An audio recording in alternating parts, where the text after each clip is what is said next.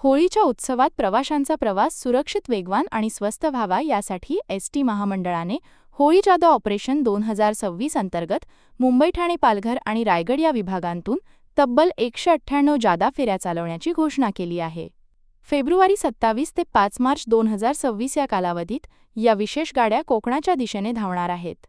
वाढत्या गर्दीचा अचूक अंदाज घेऊन प्रशासनाने हे नियोजन केले आहे.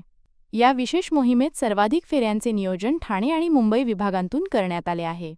ठाणे विभागातून नियोजित 79 फेऱ्यांपैकी 71 फेऱ्यांचे आगाऊ आरक्षण पूर्ण झाले आहे, तर मुंबई विभागातील 62 पैकी 37 फेऱ्या आरक्षित झाल्या आहेत. पालघरमधून 24 तर रायगडमधून 33 फेऱ्यांचे नियोजन असून प्रामुख्याने फेब्रुवारी 28 आणि 1 मार्च रोजी प्रवाशांची मोठी गर्दी अपेक्षित आहे. या 2 दिवसांत 91 आणि 59 फेऱ्यांचे नियोजन करून एसटी प्रशासनाने प्रवाशांच्या सोयीवर विशेष लक्ष केंद्रित केले आहे. एसटी महामंडळाच्या या निर्णयामुळे सणासुदीच्या काळात खासगी वाहतूकदारांकडून होणाऱ्या मनमानी भाडेवाढीला चाप बसणार आहे.